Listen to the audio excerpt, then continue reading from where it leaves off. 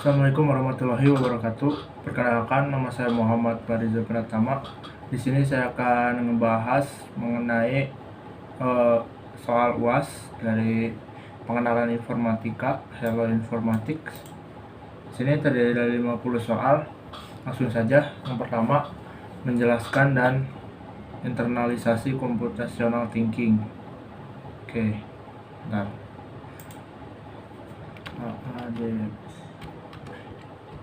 Jadi intinya computational thinking itu berpikir komputasi yang tujuannya itu untuk problem solving atau nyari solusi untuk sebuah permasalahan. Saya belajar computational thinking dari Pak Dika juga ya. Jadi computational thinking itu terdiri dari 4 bagian. Yang pertama, dekomposisi, yaitu membuat permasalahan itu menjadi lebih kecil-kecil lagi. Contoh kasusnya kita ambil aja kasus membuat gorengan lah, membuat bala-bala. Nah di situ membuat bala-bala itu tuh di permasalahannya menjadi kecil-kecil, jadi tentuin alat bahannya bagaimana gitu. Terus abstraksi itu fokus ke bagian yang penting-pentingnya aja, jadi ngabain yang nggak penting. Kalau dibuat gorengan, jadi fokus aja ke buat gorengannya, mau kandungan sayurnya gimana atau belinya di mana itu ya nggak perlu ya, atau kompornya kayak gimana ya itu nggak perlu. Jadi fokus aja dan singkirin yang nggak terlalu diperlukan. Terus yang selanjutnya pattern recognition atau pengenalan pola. Jadi di sini contoh kasusnya di gorengan bala-bala tadi. Misal kita membuat adonan yang pertama, setelah itu pasti adonan yang kedua juga masih mirip lah sama adonan yang pertama. Jadi di situ akan mungkin lebih cepat lagi gitu, karena udah tahu polanya. Kemudian setelah ketiga ini barulah ke algoritma. Jadi dibuat langkah-langkahnya, alurnya. Jadi intinya jadi semua ini tuh bisa dilatih. Computational thinking itu caranya ya dengan programming, dengan latihan problem solving, ataupun analisis data. Terus menjelaskan jenis-jenis mesin komputasi. Di sini ada ya PC, komputer atau laptop, server, tempat nyediain mungkin simpan data, terus ngelayanin request dari klien, jadi ngasih respon. Terus embedded computer atau komputer tertanam, itu contohnya kayak mungkin remote gitu. Jadi yang intinya terdapat komponen komputernya gitu. Terus mobile phone, HP, iPhone, smartphone. Terus terakhir konsol itu bisa ya, di sini ada CMD konsol juga. Terus di web juga bisa inspect, di sini juga ada konsolnya.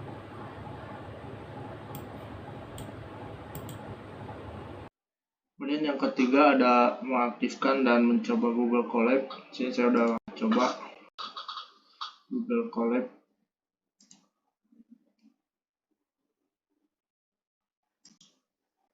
Jadi intinya Google Colab itu jadi buat pakai bahasa Python. Saya sendiri jarang ya pakai bahasa Python, jadi cuma tahunya yang kayak gini doang. 1 tambah 3 kayak SOP. Jadi di sini jadi nggak perlu install apa lagi gitu yang buat bahasa Python, running bahasa Python. Jadi udah sama Google Colab-nya. Nah, di sini misalnya di running 1 tambah 3 ya hasilnya 4 gitu.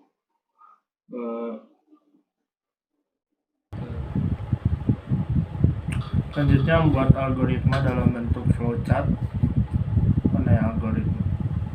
Nah, kita udah buat juga algoritmanya tentang cara ngecat dengan baik gitu ya, ngecat rumah. Nah ini flowchart cara mengecat ruangan. Pertama dari mulai siapkan, terus tuangin, terus ini ada if ya, apakah ada bagian yang tidak teringin terkena cat. Jika true maka siapin lakban kertas, jika false maka beri alas, langsung aja ke langkah selanjutnya. Kemudian lanjut lakukan pengecatan gunakan koas. Terus sini ada if lagi. Nah sampai beresin, setelah selesai beresin dan selesai. Kalau false balik lagi ke awal. Jadi setiap bentuk ini juga ada arti-artinya, lingkaran untuk mulai, segitiga untuk if, ini untuk selesainya juga. Segitiga apa? Blok 4. Selanjutnya coba stretch. Saya udah buat juga ya, karena untuk nyelesain tugas fisika sama disuruh buat project game pakai konsep fisika. Saya load dulu. Nah ini kurang lebih gamenya seperti ini. Sebenarnya di sini harusnya ada suaranya tapi nggak tahu ya waktu direkam.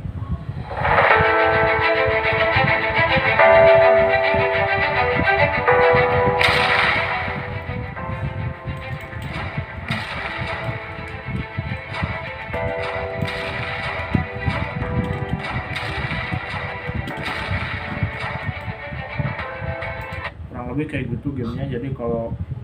Jadi sampai poinnya 30 baru bisa menang, terus nyawanya kalau habis ya kalah. Kayak gini ya codingannya mirip kayak emang ngoding, cuman lebih ada apanya ya, bentuk style ngodingnya tuh beda, bukan diketik gitu, digabung-gabung. Sini ada mana ya, ada move, ada gerak, ada rotasi, ada perpindahan, ada arah. Terus sini ada teks, munculin teks, ada ganti kostum, ganti ukuran. Terus ada event itu untuk kalau dipencet sesuatu akan terjadi apa gitu, jika pencet space atau apa.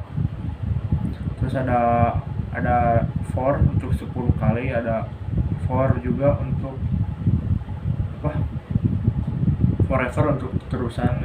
Terus ada if else, ada touching segala macam, ada operator juga, ada tambah, kurang, kali, ada lebih besar, ada kurang dari, ada sama dengan, ada and, or, not, dan ada variabel juga, bisa buat variabel nih kayak ini live, variabel point. Yang keempat, coba konsol sistem operasi. Ya ini ya konsol, karena saya di Windows jadi konsolnya di command prompt. Jadi di sini bisa kita kasih perintah apa aja. Jadi ini interface yang paling dasar gitu kan. Kalau desktop itu kan ada interface-nya, kalau aslinya mah ya mungkin kode kayak gini. Yang paling dasar. Ini kita bisa ganti jadi ke dokumen misalnya. Nah, terus bisa buat apa ini, buat folder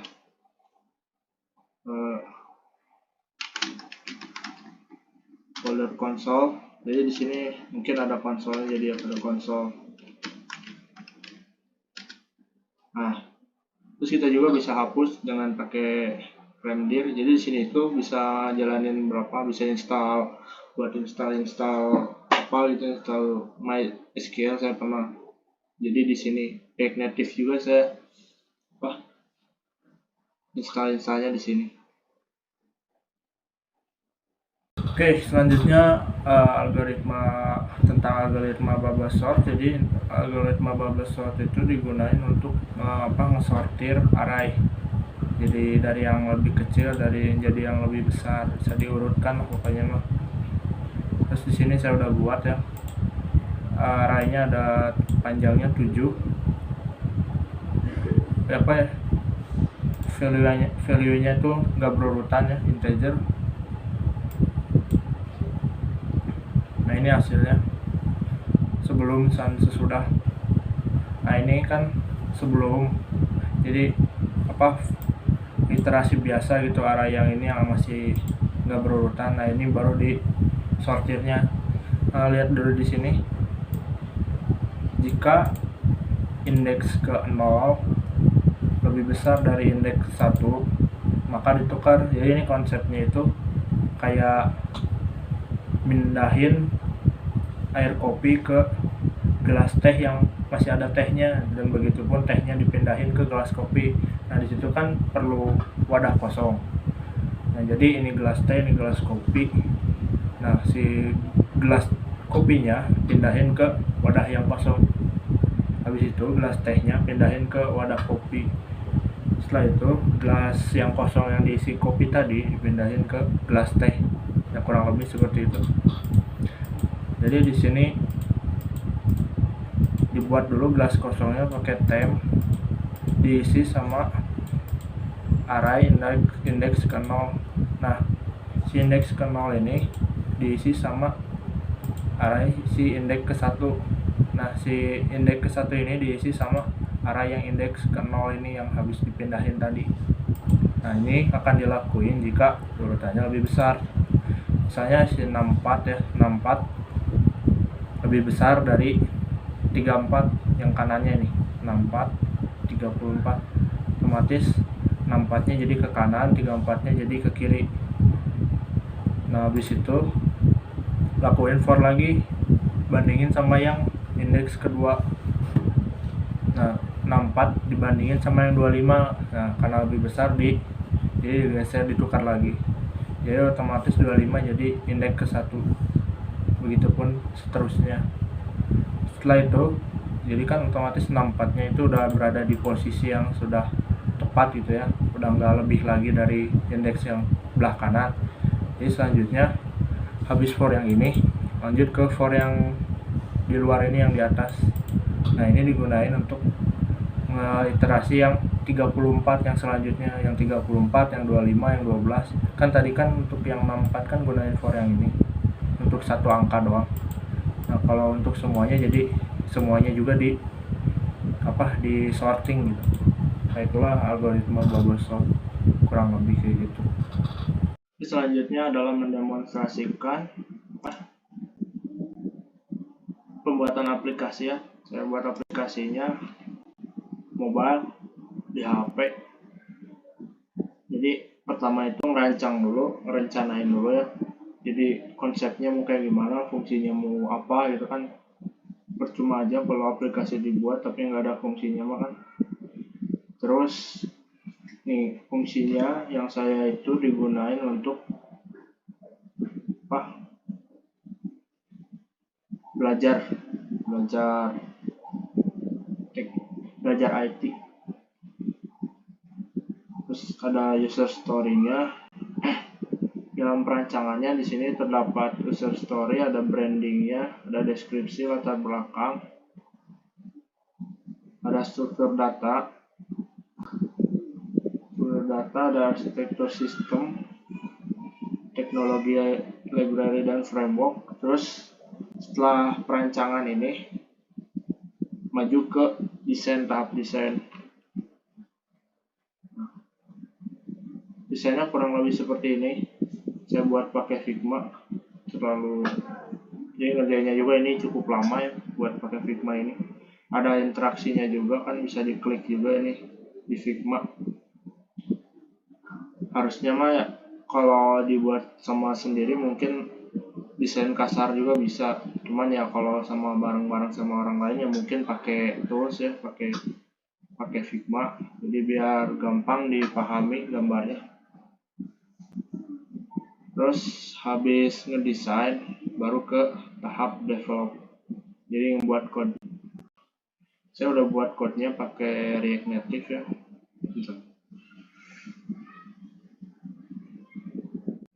Aplikasi mobile pakai React Native. Jadi React Native ini khusus untuk mobile dan bahasanya pakai TypeScript, JavaScript lagi.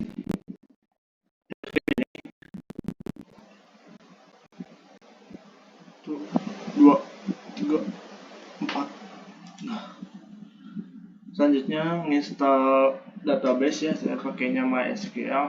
Nah, di sini saya udah install ya. Jadi MySQL yang ada interface-nya, jadi pakai MySQL Workbench. Sini juga saya udah buat ya file-filenya, cuman ya passwordnya nggak bisa dibuka ya. Nggak pernah ini data tentang restoran, yang makanan, minuman, terus disitu tuh bisa dikelola gitu database-nya. Pakai select, terus pakai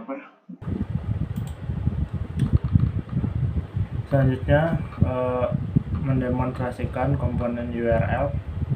Jadi contoh URL, jadi contohnya itu Shopee ya. Di sini saya udah buka Shopee.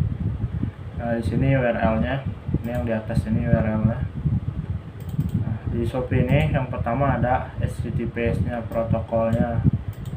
Terus di sini ada nama domainnya shopee.co.id.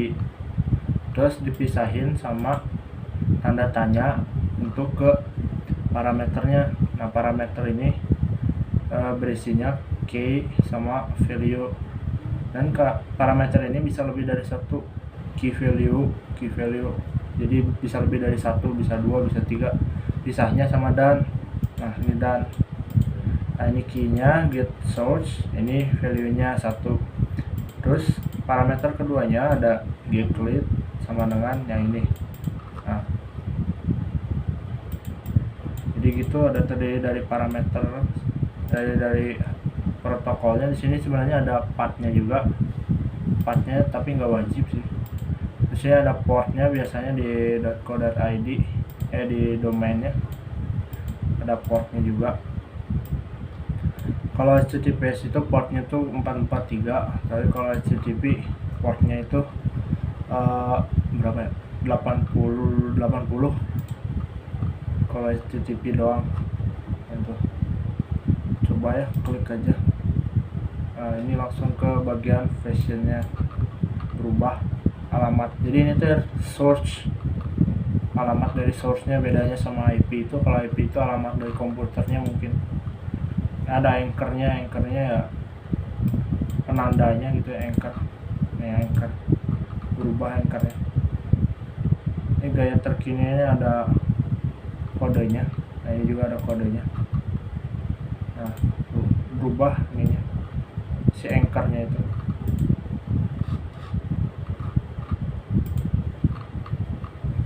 Selanjutnya itu pelacakan informasi server menggunakan alamat domain pakai ini untuk melacak IP ya.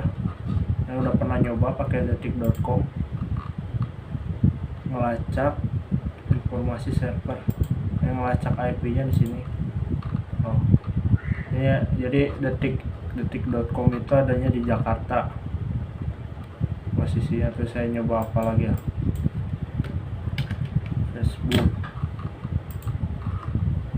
Facebook ini IP.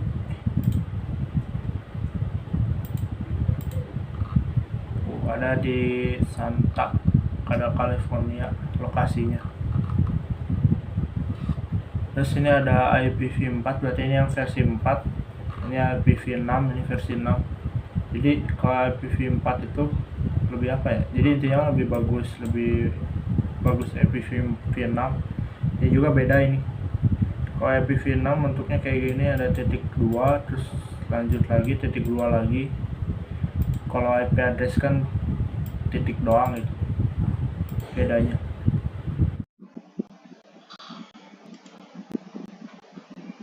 Kurang lebih seperti ini untuk membuat halaman HTML pakai JavaScript sama CSS. HTML untuk strukturnya, CSS untuk menghiasnya, untuk agar tampilannya lebih bagus lagi, terus JavaScript untuk agar interaktif. Kurang lebih seperti itu. Nah, ini hasilnya ya. HTML-nya belum selesai. Jadi ada bagian home, ada bagian tentang kami, bagian home. Ini ngikutin sama yang di YouTube, yang kedai kopi, cuman diganti sama burger. Bagus ya.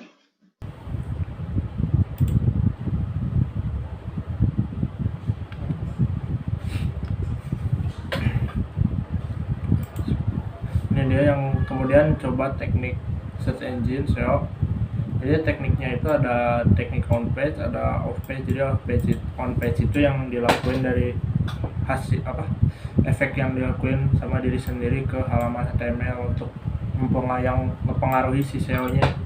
Jadi yang dilakuinnya intinya sama dari dalam. Kalau yang off page itu dari luar. Kalau yang dari dalam contohnya itu kayak ya kalau bagus ya mungkin ya itu kan, kalau bagus kan itu tergantung kitanya buatnya bagus atau enggak. Jadi otomatis kalau bagus ya SEO-nya juga akan naik kan. Terus kalau off page itu yang dari orang lain kayak tugas kelas itu yang link itu kayaknya mah itu off page. Jadi orang lain nge-link gitu masuk ke gitu, jadi dilakuinnya sama pihak lain. Kalau enggak dapat rekomendasi atau banyak yang suka sama artikel yang kita buat. Nah ini WordPress-nya sudah saya buat tentang mengenal Al-Quran, dan saya juga udah kasih link ke koordinator. Jadi otomatis koordinator tingkat SEO-nya naik juga. Ini dia selanjutnya itu buat file JSON. Nah kayak gini ya file JSON. Ini kan JavaScript Object Notation ya, jadi ya mirip-mirip kayak objek di JavaScript gitu. Jadi ini bagian apanya nih, terus ini ada value-nya. Biasanya ini digunakan untuk apa ya, request respon. Nah saya ini pernah buat dulu, cuma nggak tahu belum jalan. Nah di sini bisa di request ke API get JSON yang ini. Nah terus saya pakainya itu fetch ya, nah fetch. Nah isinya request ini. Jadi gunanya JSON itu untuk biasa digunakan untuk komunikasi server dan klien. Oke, selanjutnya mendemonstrasikan penggunaan developer tools pada web browser. Jadi kita pakainya Chrome. Ya ini developer toolsnya. Ya, ada source, ada elemen yang mana ini bisa HTML-nya bisa diganti-ganti ya. Bisa diubah-ubah, jadi otomatis halaman HTML-nya juga ikut berubah gitu. Di sini juga ada info CSS-nya, ada layout-nya juga. Nah ini ada misalnya yang ini nih, yang mana? Nah ini bisa dilihat nih berapa paddingnya, bisa dilihat berapa marginnya, bordernya berapa gitu. Ini ada computednya, ada event listener-nya, kemudian ada networknya juga. Nah ini statusnya 200 artinya sukses, tipenya XHR, initiator. Ini ukurannya, waktunya ini biasanya berapa. Nah, ini 1 detik, jadi ini lama ngeloadnya. Jadi ini geraknya itu sama secara paralel gitu kan, ya secara paralel asinkronus gitu. Jadi otomatis nggak saling nunggu, jadi ini berjalannya masing-masing. Ada 1 detik ya berarti nggak ngaruh ke yang lainnya juga gitu. Ini ada performance, ada source-nya, kemudian ada konsolnya juga. Sini biasanya tampilan kalau error juga muncul di sini ya.